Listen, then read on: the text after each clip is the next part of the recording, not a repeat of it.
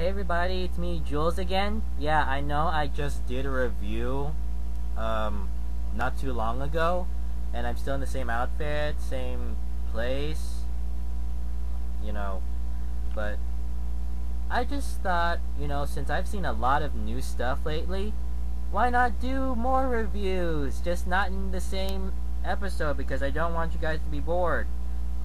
And just like last time, please turn up your audio, so that way you can hear me. The fan on my laptop screws up the audio, as I have said before. Okay, it is another episode of Time with Julz. This time, it's not a Young Justice review. This time, it's Legend of Korra, which I should have been doing all along since episode 1. This show is amazing. The art is amazing. The time frame, good choice, 1920s. And the characters, I love them. I love the Ferret Brothers. And I love Korra. She's like Katara, but more fun like Aang. This episode 5, The Spirit of Competition, I feel like, yeah, the show is great, but I think they're rushing it. Like, I understand that things get to be implied very fast. You see the relationship there, but they are really pushing relationships very, very, very close and very soon.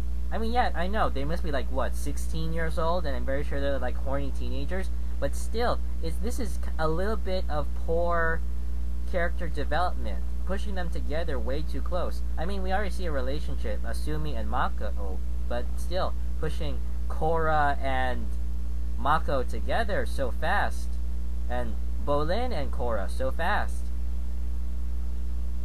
It's a little bit, okay, I see it there, but I don't want to see it immediately. I'm guessing they must be making up, the creators of the show, I don't know, maybe they're like making up to the whole Zuko Katara fans. Maybe they're just making it up to them, because you see a lot of Zuko in Mako, and a lot of Katara in Korra, obviously. But like I said, this is a bit much. But more in detail into the episode.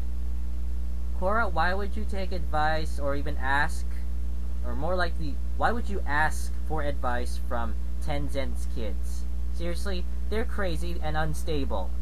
It's even the mature one. Ride a dragon and destroy the country? That's almost as stupid as what her little sister said. Sorry, I can't remember all the names. I'm just still too distracted by how crazy Tenzin's kids are. And when Bolin and Mako were in their apartment talking about Korra, I could still see Bolin's narcissisticness. He's adorable, but a little bit of a narcissist. He loves attention. And okay, Bolin and Korra, they're adorable. Although, I was hoping that Bolin would stay single, but, an attention log like him, always grabbing for the ladies, I guess I gotta get over it eventually. And also, with Asumi, I still don't trust her. It's not that she's with Mako that I don't like. Okay, I don't like that, but it's just that Asumi, I really don't get a good vibe off of her. I don't trust her. And she looks a lot like June from the previous Avatar series. Remember June, the bounty hunter? The bounty hunter with the Shirshu? Asumi looks a lot like June. Mostly because of the hair and the outfit. So I don't really trust her. I think that there might be something. And I think I can smell somebody's handiwork in all this. Actually dividing the team, creating this love rectangle or whatever, or love triangle between them. I smell somebody's hand in this. I feel like this was planned somehow. It may be just my opinion or just paranoia, but still. All this happened after Asumi came in. Also, I have to admit, Korra and Bolin pretty much made an adorable couple when they were on their date. Pretty much perfect for each other. And I could see Korra a little bit tomboyish. So pretty much makes them good for each other. Even when they were burping in the bar, it was still adorable. Although, when Korra blurted out her feelings for Mako, before Bolin asked Korra out, that was kind of, I was like, that was blunt.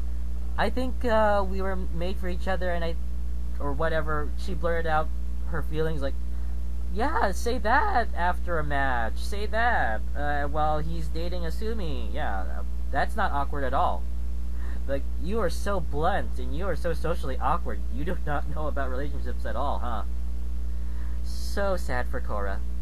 But still, afterwards, when they were talking about it again, then Korra kissed Mako, and then Bolin saw everything. Oh my gosh, Bolin!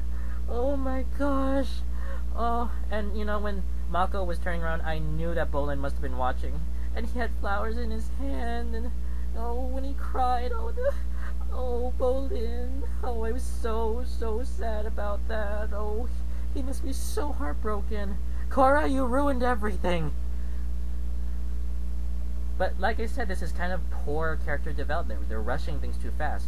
I'm hoping that, you know, it's not like, according to the rumors I've heard, that this series is going to be 20 episodes. I'm hoping that this will be 50 episodes, like a full series. Please. But so far, they're rushing it too fast, and I think the 20 episode thing might be true. I don't want to believe it, but still. And also, okay, moving back onto the episode, when Bolin was found in the restaurant, it was so sad. And he was drunk on noodles, although it was kind of gross when the noodle went up his nose. And also, I'm guessing it was very understandable as to how come he was sad, how come he was like that, how come he was so sad. I mean, it's perfectly understandable, but still almost pathetic at the same time, when Mako had to carry him out, and he was crying. And he said, like, "You're a bad idea." So funny, so pathetic, but also very understandable at the same time. Like, when somebody cries over something, it's very understandable, but when it's that bad, like, they're sulking that bad, like a baby, it gets pathetic at the same time. You know what I mean. And also, it was so adorable when Pabu went down from the table and scurried across the floor all fat and chubby. It was so cute. It's like a little fleshy ball is just scurrying all over the floor. And of course, with all of this, now all 3 fire ferrets are incapable of performing well, and is so lucky that Korra was able to pull off that hat trick. You know, I kind of like that term. Hat trick. Pulling off an amazing move all by yourself. I think I might use that in my vocabulary. And, let's see. I was kind of surprised how they made up so fast. And sort of glad that they made up very fast. Obviously, this sort of thing, this is why you should not date team members. It just messes things up. It just creates distraction. And Bolin's shoulder as proof. Take that as proof. You should not date partners. Unless your partner happens to be a healer like Katara. Obviously, the Avatar, unlike Aang, had to learn healing. And obviously, as Katara, as your teacher, she knew what she was doing. Like, oh my gosh, they included healing again. Like, it was so cool. I always love how the water glows whenever they're healing. And while she was healing him, and while Asumi was all over Mako, this new team, and, you know, I forgot their name, but something bees or whatever, or, oh no, bats, something bats.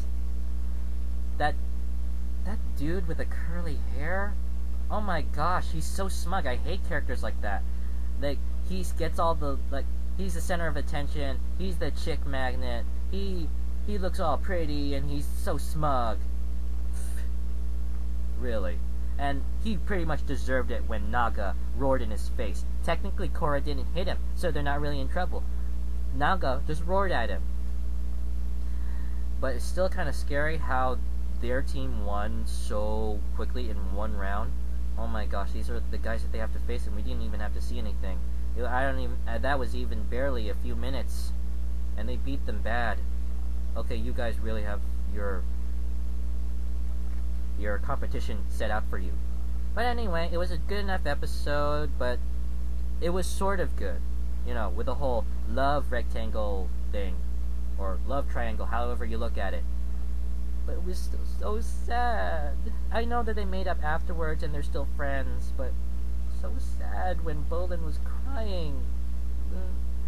Oh, I wanted to hug him so bad, or run after him like, oh, Bolin, sweetheart, oh, it's okay. I know, but still, I felt that bad for him. He had his heart broken. But, you know, it's a little bit of a disappointment because they're moving the relationship things way too fast. The implications is one thing, moving relationships that fast. Again, I know that they're horny teenagers, but still, it's moving a bit too fast. That's all I have to say. Okay, guys, that's it for this review. It may not have been my best first Legend of Korra review, but, you know, still getting used to the new season, still loving it, you know, basking in its wonderfulness, you know, trying to process it all, you know. And also this episode was very emotional. Poor Bolin, but it's good that they made up. Okay, leave your comments, please subscribe, share your opinions, and please join me again next time for another review. Next review, Supernatural.